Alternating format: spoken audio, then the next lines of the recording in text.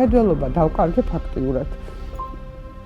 ადამიანს რომელსაც საერთოდ არანაირი პრობლემა არ მქონდა მხედველობასთან დაკავშირებით ფაქტიურად ვეღარ ვხედავ. ტკივილი, ხელების მოხრა, ტევნები, ეს გაუჩერებელი კანკალი ხელების, რომლებიც ტკივილთან ერთად მოდის.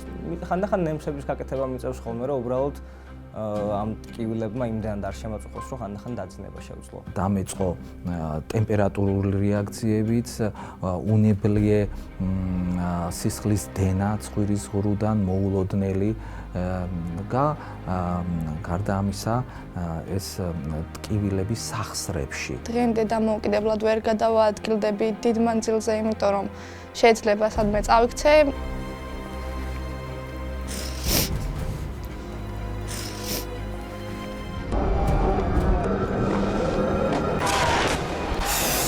ქეთევანი ხომერი კი 19 წლის.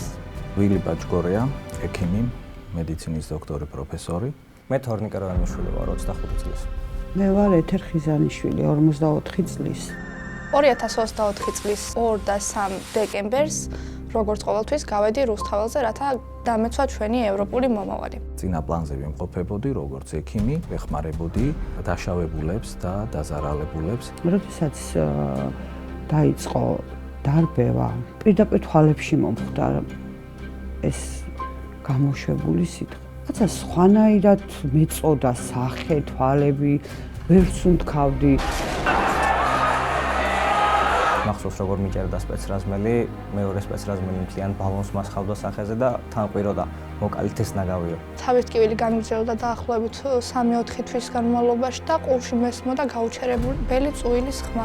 შემდეგ ცხვირიდან სისხლდენა დაიწყო, რაც დღემდე გრძელდება. თავბრუსხვევა, განუწყვეტელი შემაწუხებელი ხველა, მოხრჩობის შეგრძნება, თავის ტკივილი გაუსაძლისი, წნევათა სხვაობა. 180-130 მაქვს დღემდე. მეშინია, მან სინათლის მეშინია. დამიზიანდა გული, სახსრები, ხერხემალი, დამიზიანდა მხედველობა. დავიკელი წონაში მოწამვლის შემდეგ დაახლოებით 20 კილოგრამი. გულში აღმომაჩნდა რაღაც ქორდა და პროლაფსი, რაც შეუძლებელია, რომ ეს ცხოვრების დაწყებიდანვე მქონოდა. ჩემი ჯანმრთელობის მდგომარეობა დამძიმდა და მე როგორც ექიმს ვიცი სხვადასხვა დაავადების სიმპტომატოლოგია, მაგრამ აქ ისეთი სიმპტომო კომპლექსი შეიკრა, რომ მე ვერ ამოვხსენი რა მჭირდა. ექიმებმა კი ვერაფერი ვერ მითხრეს კონკრეტული, იმიტომ რომ არ იციან რით ვარ მოწამული. მეუბნებიან, რომ არის ფილტვში დესტრუქცია, არის ანალიზები არის მწყობრში, მაგრამ რატომ და რის გამო ან რითი ვართ მოწამული, ამ დიაგნოზის დასმა არ შეუძლიათ.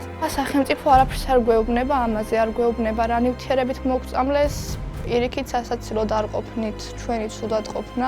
ერთადერთი მიმართავ ჩვენ მეგობარ ქვეყნებს, რომ ეს საქმე აუცილებლად უნდა იყოს გამოძიებული. ჩვენ დასავლელ მეგობრებს მინდა ვთხოვო, რომ დაგვეხმარონ, გავარკვიოთ რითი მოგწამლეს დასაჯონის ადამიანები, ვინც ამ ყველაფერში მონაწილეობა მიიღონ. ჩვენს დასავლელ მეგობრებს ვთხოვ, რომ გამოიძიონ ეს ყველაფერი, რადგან საქართველოში სრულფასოვან და სამართლიან გამოძიებას ჩვენ ვერასდროს ვერ ვაღირსებით. მე მსურს, რომ ყველაფერს დაერქვას თავისი სახელი, ჩატარდა ეს საერთაშორისო დონის გამოძიება.